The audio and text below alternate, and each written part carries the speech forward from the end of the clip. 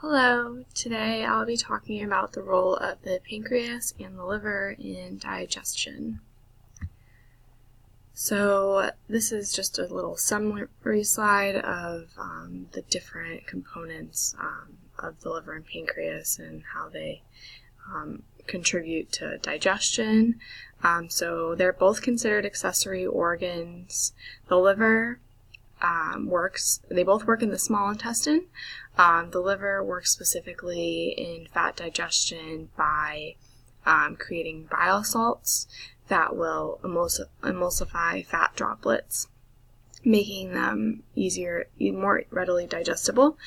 And the pancreas also works in the small intestine and contributes to the digestion of fats in combination with the liver. But it also plays a role in starch and carbohydrate digestion and protein digestion through the enzymes amylase and protease. For the sake of this presentation, I will just be focusing on fat digestion. So here we have the liver. The liver is,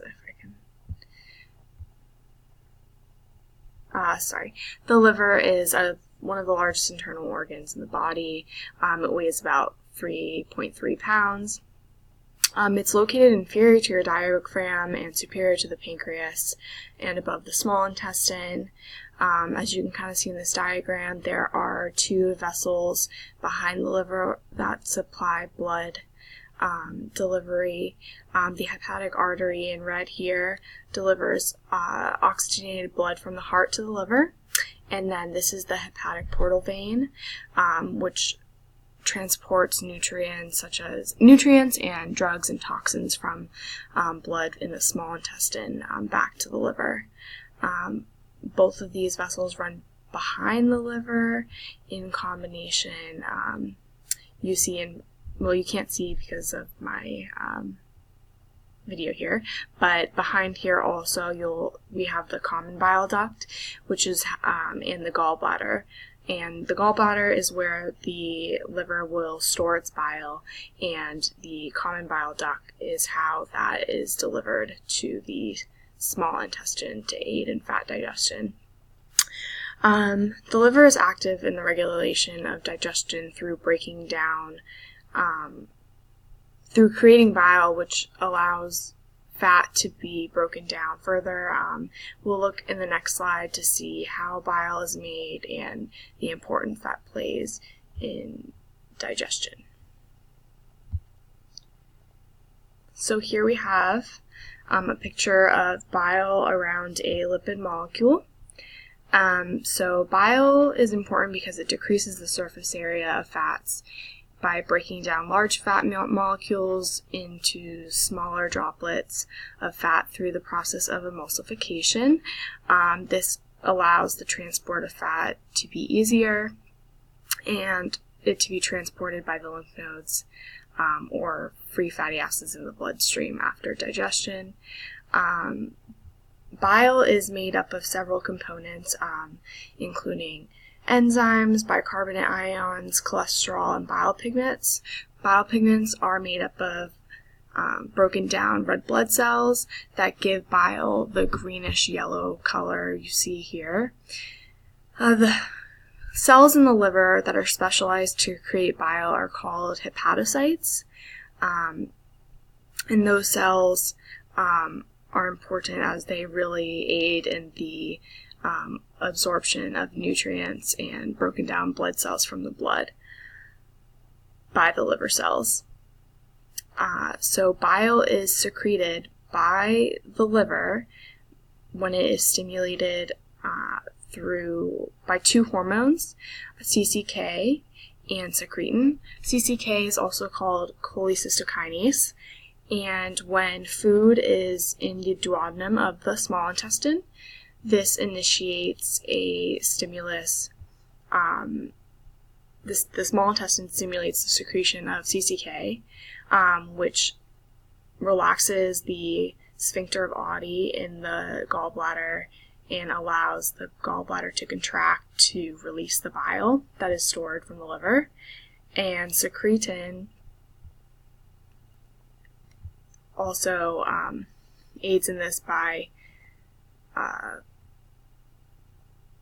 stimulating the liver duct cells, and the duct cells are specialized cells in the liver that release bicarbonate ions, and bicarbonate ions are added to the bile, and that helps to neutralize the acid from the stomach that's in the small intestine.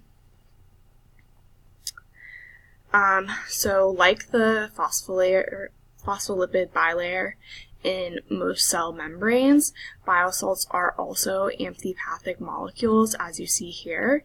They have a hydrophobic side and a hydrophilic side.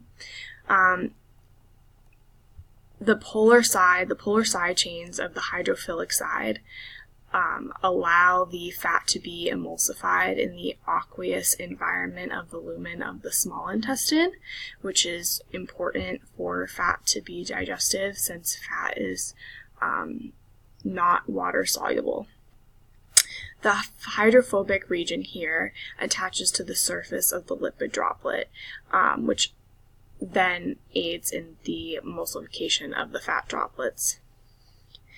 This process isn't made possible without the pancreas, which is what we'll look at next, because the pancreas has enzymes such as pancreatic lipase and colipase, which will come in and help the bile, help break apart the bile and further break apart the lipid to form micelles, which will then enter the absorptive cells of the small intestine. So the interesting thing about bile is it's actually recycled in the body. So after it is used to break down fat molecules, it's actually reabsorbed by the bloodstream, by the capillaries, gone back into the bloodstream, and it's returned to the liver by the hepatic portal vein that we saw in the previous slide. So the pancreas is an interesting organ because it is an interesting organ because it is both a exocrine and endocrine organ. This means that it has hormonal function, and it also is important in the role of digestion. So here you have the pancreas, and you can see the gallbladder coming through here into the duodenum. So this is all kind of related. It is located behind the stomach, but below the liver and above the small intestine. So there are specialized cells in the pancreas that aid in digestion, and these cells are called acinar cells, and those also these are what's responsible for secreting digestive enzymes, such as the pancreatic lipase. Like I said before in the first slide, the pancreas also is responsible for releasing other enzymes that will aid in carbohydrate and protein digestion, but for the sake of this lecture video, we're going to just look at fat digestion.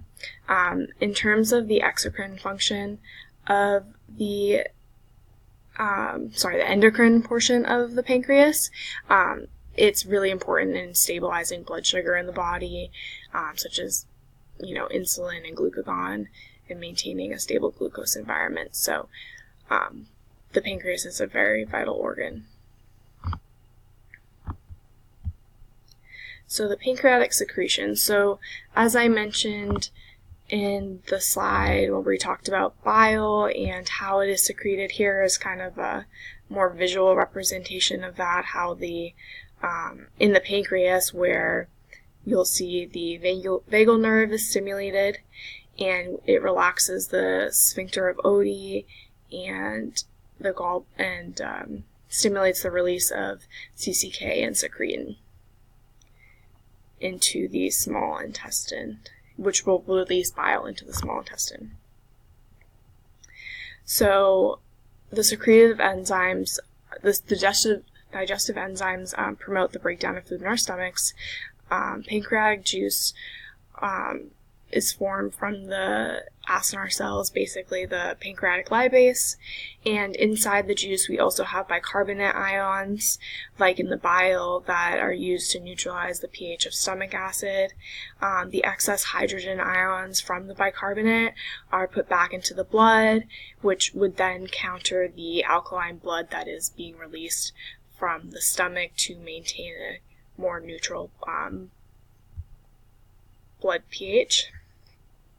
So colipase is a protein cofactor that is secreted by the pancreas, and that helps to, like I said before, remove the bile salts so that the pancreatic lipase can then break down the fat into phospholipids and cholesterol. Cholesterol then goes into the epithelial cell of the small intestine through active transport, and then other fat molecules are transported by diffusion, and then they go through the here, I'm going to go to the next slide. And then they go through here, so this is a more visual representation. So the fat's emulsified, go into micelles. Here, it doesn't show it, but the bile would be recycled back into the bloodstream. Here, we would have two different situations. We would have the cholesterol coming in by transport, and then you would have free fatty acids coming in through diffusion.